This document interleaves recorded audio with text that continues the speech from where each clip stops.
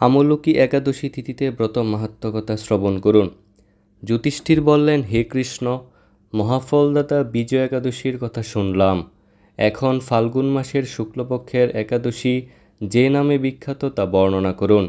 শ্রীকৃষ্ণ বললেন, হে মহাভাগ যুধিষ্ঠির, মান্ধাতার প্রশ্নের উত্তরে মহাত্মা বশিষ্ঠ এই একাদশীর মহিমা কীর্তন করেছিলেন।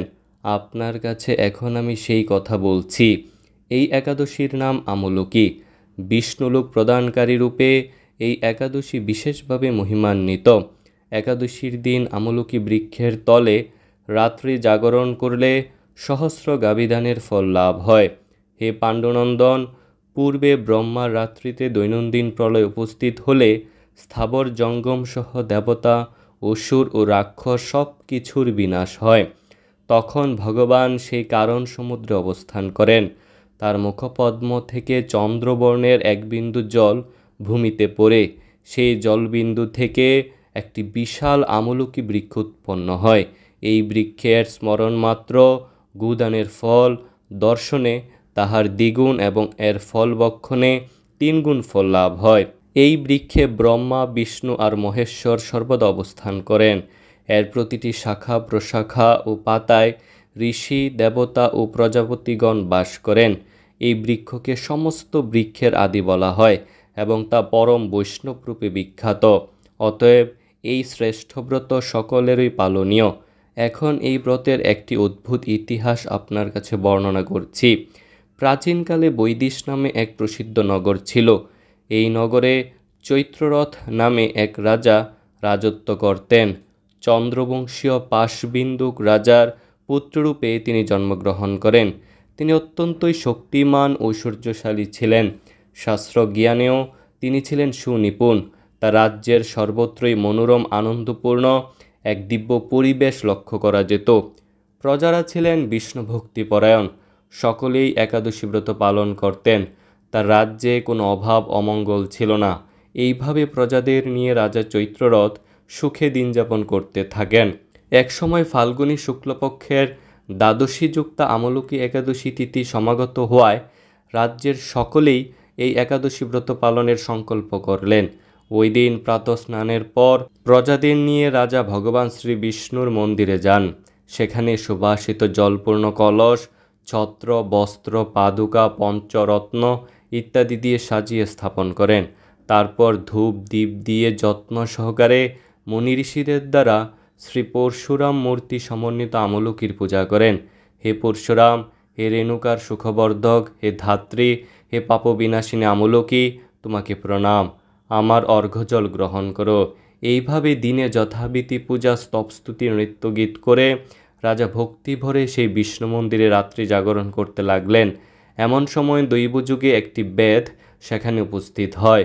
পূজার সামগ্রী সহ বহু ব্যক্তিকে একত্রে রাত্রি জাগরণ করতে দেখে সে কৌতূহলাক্রান্ত হলো। সে ভাবল, এসব কী ব্যাপার। বিষ্ণু মন্দিরে প্রবেশ করে সে বসে পড়ল। কলসের উপর স্থাপিত বিষ্ণুমূর্তি দর্শন করল। ভগবান বিষ্ণু এবং একাদশীর মাহাত্ম্যও সে মনোযোগ দিয়ে শুনল। সারাদিন ওই বেদ কিছুই আহার করেনি। এইভাবে ক্ষুধায় কাতর হয়ে সেখানে সে রাত্রি জাগরণ করল। পরদিন প্রজাসহ রাজা নগরের দিকে যাত্রা করলেন। সেই বেদও তার গৃহে ফিরে গেল। এরপর এক সময় বেদের মৃত্যু হলো। একাদশীতে রাত্রি জাগরণ ব্রত প্রভাবে সেই বেদ পরবর্তী জন্মে এক রাজ্যের অধীশ্বরূপে নিযুক্ত হলো। জয়ন্তী নামে এক নগরী ছিল। সেখানে বিদুরথ নামে এক রাজা বাস করতেন। ওই বেদ বিদুরথ রাজার মহাবলী পুত্ররূপে জন্মগ্রহণ করেন। তার নাম হয় বসুরথ। 1,00,000 গ্রামের আধিপত্য তিনি লাভ করলেন। তিনি ছিলেন সূর্যের মতো তেজস্বী, চন্দ্রের মতো কান্তিমান ও পৃথিবীর মতো ক্ষমাশীল। বিভিন্ন সদ্গুণে ভূষিত বসুরথ পরম বিষ্ণুভক্তিপরায়ণ হন।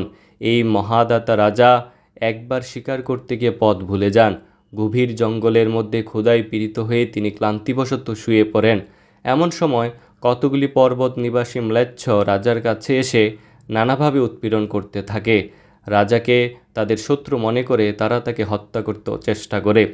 পূর্বে এই রাজা আমার পিতামাতা, পুত্র পৌত্র সবাইকে মেরে ফেলেছে, আমাদের গৃহছাড়া করেছে। এই রকম বলতে বলতে ম্লেচ্ছরা রাজাকে করতে উদ্ধত হয়। তারা বিভিন্ন অস্ত্রশস্ত্রে তাকে আঘাত করতে থাকে। কিন্তু আশ্চর্যের বিষয়, তাদের সকল প্রচেষ্টাই ব্যর্থ হয়। রাজার কোনো ক্ষতি তারা সাধন করতে পারেনি। তখন রাজার শরীর থেকে নানা অলঙ্কারে বিভূষিত এক পরমা সুন্দরী স্ত্রীমূর্তি আবির্ভূত হন। মহাশক্তি ধারিণী ওই নারী অল্প সময়ের মধ্যেই সকল পাপী ম্লেচ্ছকে নিধন করল। রাজার নিদ্রাভঙ্গ হলো। এই ভয়ানক কাণ্ড দেখে রাজা অত্যন্ত বিস্মিত হলেন। তিনি বলতে লাগলেন, আহা, আমার শত্রুদের কে আমার প্রাণ রক্ষা করলো? এমন কৃপালু কে আছে? আমি তার প্রতি আমার কৃতজ্ঞতা প্রকাশ করছি। এমন সময়ে দৈববাণী হলো, ভগবান কেশব ব্যতীত শরণাগতকে রক্ষা করবার আর কে আছে? তিনিই শরণাগত পালক। দৈববাণী শুনে তিনি ভক্তিযুক্ত চিত্তে গৃহে ফিরে এলেন। তারপর প্রজাসহ মহাসুখে ইন্দ্রের মতো নিষ্কণ্টক রাজ্য ভোগ করতে লাগলেন। বশিষ্ঠ বললেন, হে রাজন, যে মানুষ এই পরম উত্তম আমলকি একাদশী ব্রত পালন করেন তিনি নিঃসন্দেহে বিষ্ণুলোক প্রাপ্ত হন। হরে কৃষ্ণ।